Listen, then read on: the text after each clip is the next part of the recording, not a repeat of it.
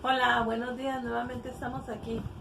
Pero les había prometido la semana pasada que íbamos a abordar un tema hoy de compromiso. Y así es. Es una lección muy bonita. Nuestro compromiso con Cristo. Comprometidos en obediencia y confianza en Cristo. Y vamos al libro de Marcos, el capítulo 10, los versículos del 13 al 22. Y algunos ya se han de imaginar de qué vamos a hablar. Oremos.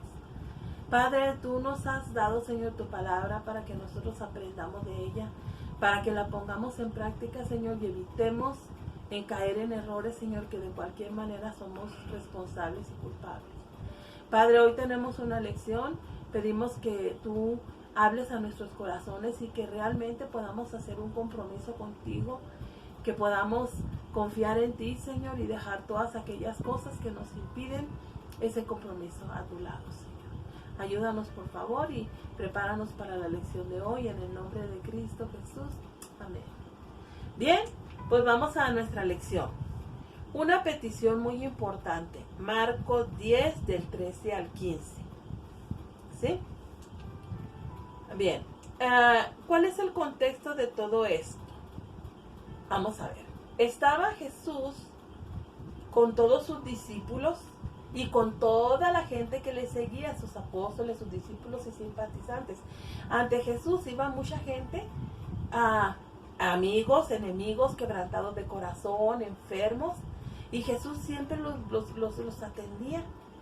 Pero en esta ocasión está Jesús predicando y los padres a veces llevaban a sus hijos. Se cree que respondían en las iglesias. Los que más responden son primero los niños, luego las mujeres y luego los varones. Es una experiencia. Ahora, en los seguidores de Cristo iban de todos los grupos, pero en esta ocasión iban mamás que llevaban a sus niños. Entonces ellas habían oído las maravillosas historias de Jesús, sus parábolas, sus enseñanzas, y llevaban a sus niños para que Jesús los bendijese. ¿Qué quiere decir eso? Para que impusiera sus manos sobre ellos y orara por ellos y les declarara cosas buenas, cosas de bendición a esos niños. Pero los apóstoles y los discípulos impedían que las mujeres llegaran a donde estaba Jesús. Entonces Jesús vio la situación y se enojó con estos discípulos y les dijo que por qué impedían que los niños fueran a Jesús. Dice, dejad a los niños venir a mí y no se los impidáis, porque de los tales es el reino de los cielos. En ese contexto estamos. Jesús siempre estuvo rodeado por mucha gente durante su ministerio terrenal. Había curiosos, opositores y quebrantados que acudían a él buscando ayuda. En esta ocasión, los niños, infantes y pequeños que el Señor podía tomar en sus brazos. Dice la palabra de Dios que Él los ponía en sus brazos y los tocaba y los bendecía. Los padres se esforzaban por llevarlos a Jesús para que los tocase. O sea, para que les impusiera las manos y orara por ellos. Jesús cuestionó la actitud de los discípulos. Ellos estaban abusando de su autoridad y mostrando falta de sensibilidad espiritual al mostrar que ese pedido no tenía importancia. Trataban de bloquear el acceso de esos niños a Jesús. ¿Y cuántas veces sucede lo mismo? A veces en las fiestas, a veces en las reuniones, a veces en la iglesia X. A los niños se les ve con poca importancia y se les impide llegar a los beneficios. Imagínense, si la mujer no tenía un lugar importante en la sociedad contemporánea del Señor Jesús, mucho menos los niños. Los discípulos no estaban haciendo nada que pudiera ser reprochable. Sin embargo, Jesús vino a quitar todos esos estigmas que estaban sucediendo. Y los padres querían que hubiera algo bueno para sus hijos. La reacción de Jesús a lo que estaba pasando fue de indignación y de frustración moral. ¿Cómo es posible que impidan que los niños vengan a Jesús? Pasa eso, que a veces impedimos que los niños, los necesitados o los enfermos vayan a Jesús por nuestras maneras de pensar, por nuestros paradigmas. Cuidémonos, porque eso enojó a Jesús en esta situación. El maestro ordenó que no pusieran impedimento a los niños porque de tales es el reino de Dios. Porque ellos modelaban a los creyentes verdaderos por medio de su modestia, su dependencia absoluta en que el Señor los aceptará y los bendijera. Ahora, ¿por qué dice Jesús que de los tales es el reino de los cielos? Yo he oído por ahí que dice, no, es que si no se bautizó este infante, se va a ir al infierno. Jesús no dijo eso. Al contrario, dice, dejen que los niños vengan a mí, porque de ellos es el reino de los cielos. Porque los niños nos modelan cómo es que debe de ser nuestro comportamiento y nuestra manera de aceptar a Jesús con inocencia, con confianza, con entrega, en totalidad como hacen los niños, porque ellos son confiados. Por eso Jesús reprende a los discípulos, porque estaban impidiendo que estos viniesen a Él. Jesús no dudó en darle valor a la afirmación al decir, de cierto os digo, o sea, diciéndoles, te voy a decir esto y te lo recalco, lo subrayo y lo pinto con un marcatextos. Fueron exaltados al punto de afirmar que todo aquel que no tenga esa misma actitud no entrará al reino de Dios, porque ellos son confiados. Ay, es lo más maravilloso que uno puede hacer. Trabajar con niños es fascinante, por eso yo siempre preferí trabajar con niños. Gracias a Dios ahorita trabajo con adultos, pero los niños son lo más maravilloso que puede haber, esa entrega, esa confianza con la que ellos vienen. Recibir el reino de Dios como un niño significa aceptarlo con sencillez auténtica y confiada, con humildad y sin pretensiones. Nosotros como adultos ya tenemos muchos paradigmas, ya tenemos encajonados aquí estos, este es así, este es así, pero los niños no. Esos niños no llegaron por sus fuerzas y sabiduría a Jesús. Dios mismo quien los recibió con amor, porque así le plació. Así le plació a Dios. Si un niño es pequeño y muere, él va directamente al cielo con Jesús. Así lo dijo el Señor Jesús, y de eso no podemos tener ninguna duda. Y todo lo que más que digan los hombres se contrapone a lo que dice la Biblia, entonces es doctrina incorrecta. Vamos a la segunda parte de esta lección. Una pregunta y una respuesta fundamentales. Marcos 10 del 17 al 20. Fíjense lo que había sucedido.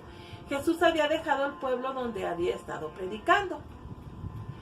Allí, entre la multitud, había un joven que había estado viendo todo lo que sucedió con los niños y se le hizo fácil. Y va con Jesús y le hace algunas preguntas y Jesús lo va a confrontar con él mismo. Un joven se apresuró para no perder la oportunidad de consultar al maestro. Era un joven muy rico. En un acto dramático se arrodilla delante de Jesús. Muy devoto. Va y se arrodilla delante de Jesús.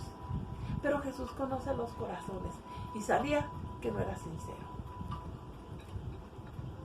Le dijo al Señor, maestro, reconociéndole como un rabí o como un maestro, distinguido, aceptando su conocimiento de la ley, diciéndole, tú conoces la ley, por eso yo me dirijo a ti como maestro. ¿Por qué? Porque para él iba a ser importante la ley. ¿Qué haré para heredar la vida eterna? Esa fue la gran pregunta de este joven, poniendo énfasis en la capacidad humana para alcanzar la salvación. ¿Y yo puedo hacer algo por mí misma? Que vimos en la semana pasada, que nosotros no podemos hacer nada por nosotros mismos. Entonces este joven va con todo lo que él tiene en su mano y dice, con todo esto yo puedo ir al cielo, yo puedo obtener la vida eterna. Su pregunta buscaba más que una confirmación de sus propios logros, o sea, él decía, lo que yo he logrado por mí mismo, eso es, ¿verdad? Y no precisamente que fuera por un consejo o por esa respuesta con Jesús. Jesús le respondió que el único realmente bueno es Dios y nadie más merece ese honor. Así decimos la semana pasada, no hay justo ni aún uno, no hay bueno no más que Dios. Y dice, no me llames bueno, bueno solamente Dios. Ese joven tenía un conocimiento superficial de Dios. Es así como nosotros muchas veces decimos, ¿usted conoce a Dios? Sí, sí, yo sí creo en Dios, pero el conocimiento es vago y es aquí, no es aquí. Jesús le mencionó los mandamientos que describen las relaciones sociales, que ya las vimos. La relación: no matarás, no hurtarás, no cometerás adulterio, no dirás falso testimonio. ¿Se acuerdan que los vimos la semana antepasada? Pues a eso se refirió Jesús. Le mencionó esos 4 o 6 mandamientos al joven rico, que en la supuesta bondad también debía mostrarse.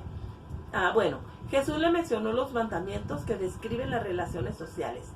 Quería mostrar al joven rico que la supuesta bondad también debía mostrarse de forma evidente y práctica en las relaciones justas con sus prójimos, y no solo en su religiosidad dentro del culto judío. O sea, no importa que tú sepas toda la Biblia, y hasta si quieres de memoria, y la hayas leído 3, 4, 5 veces, y sepas muchos pasajes de memoria, pero si esa palabra no se ha encarnado en tu vida, de nada te sirve. Es solamente religión. ¿Por qué? Porque tienes que llevarlo a una práctica con tu relación con los demás, con compartir con los demás, con ser bueno con los demás. Entonces le dice, solo esa religiosidad dentro del culto judío no era suficiente. La respuesta del joven afirma que desde su juventud, o sea, desde que era niño, desde que tenía 12 años. ¿Por qué? Porque para los judíos no había adolescencia y juventud. O sea, era niño y era adulto. A los 12 años él ya se consideraba adulto. Entonces este joven le dice, todos esos mandamientos yo ya los he guardado desde mi juventud, desde que era niño, y desde que tengo 12 años yo tengo conocimiento de causa y yo los he guardado. Fíjate nada más. Había sido capaz de guardar esos mandamientos sin faltar en ninguno.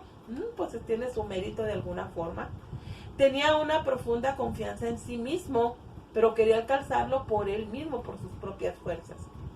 Al convertirse en la medida de su propia fe, olvidó que su devoción personal y compromiso eran con el Señor y no con él mismo. A veces hacemos cosas y que decimos, esto es en el nombre del Señor. ¿Y cuántas personas han muerto en aras de decir? Había un dicho jesuita que decía, el fin justifica los medios, y murió muchas personas por ese dicho. No justifica los medios. Tampoco tuvo presente que si consideramos la inmensa grandeza y santidad de Dios, nunca podemos acudir a Él por nuestros propios méritos. Si no es por los méritos de Cristo Jesús, no la amamos. No podemos ir a Cristo. La respuesta de Jesús, aquí es donde me conmovió esta clase. La respuesta de Jesús hubiera dejado perplejo a cualquiera. La actitud de Jesús fue maravillosa y compasiva, porque dice, mirándolo, le amó. Yo no puedo hacer nada por mis propios méritos. Sin embargo, a pesar de mi pecaminosidad, de mi religiosidad, de ser como soy, dice, Jesús lo miró y le amó. Jesús me miró y me amó. Eso llenó mi corazón, porque a pesar de que no lo merezcamos, Él nos amó. No lo amó por su enarbolada autojusticia, ni tampoco porque estuviera de acuerdo. Lo amó porque pudo ver en el corazón y saber cuán necesitado estaba de ser librado de su justicia y religiosidad. Despojarnos de todo eso que nos impide ir a Jesús, esa religiosidad y autojusticia. Un amor divino que no es producto de nuestros méritos. Él nos ama al reconocernos como sus criaturas necesitadas de Él, de su gracia y su obra redentora para poder vivir. Jesús le dijo, una cosa te falta. Solo una cosa sería suficiente. Era mostrar que solo una cosa era imposible que la pudiera cumplir con sus fuerzas. Eso sí lo podía hacer él. Jesús le ordenó que vendiera todo lo que tenía y lo repartiera a los pobres, y que luego le siguiera a él. Tomando su cruz, buscaba darle luz al joven. Estaría dispuesto a obedecerle con confianza absoluta y una rendición al Señor. Sígueme, dándole la oportunidad de andar con Él y gozar de las riquezas celestiales. Jesús nos dice, despójate de esa religiosidad y deja todas tus posesiones y sígueme, para que realmente tengas una plena comunión conmigo y esto te lleve realmente a la vida eterna. Le faltaba el fundamento que sostenía todo el edificio de su propia vida. Un compromiso absoluto, dependencia y una obediencia absoluta al Señor. Es lo que nos falta a nosotros. Un compromiso absoluto y una dependencia completa del Señor. Ese joven se rindió al no poder desprenderse de sus muchas posesiones. El Señor tocó el área donde solamente descansaba su verdadera confianza, en sus posesiones. Ninguno puede servir a dos señores, porque aborrecerá al uno y amará al otro. No podemos servir a Dios y a las riquezas. Eso dice Mateo 6:24. Todos nosotros tenemos ese aspecto que nos falta y que nos deja fuera del reino de Dios. Esas cosas que no hemos querido dejar porque son nuestro punto de apoyo. El hombre rico se sintió afligido, pero ese sentimiento no lo llevó a obedecer a Dios, sino a alejarse triste porque no estaba dispuesto a obedecer y a dejar todo lo que tenía. No estuvo dispuesto a comprometerse de corazón con el más grande mandamiento. Amarás al Señor tu Dios con todo tu corazón y de toda tu alma y con todas tus fuerzas. No quiso comprometerse y se perdió esa bendición. Padre, ayúdanos a nosotros a poder tener ese compromiso contigo y gozar de las moradas celestiales en la vida eterna. Padre, que no nos aferremos a las posesiones materiales, sino que confiemos en ti y te sigamos para que podamos tener ese privilegio. En el nombre de Jesús te lo suplicamos. Amén. Que el Señor les bendiga.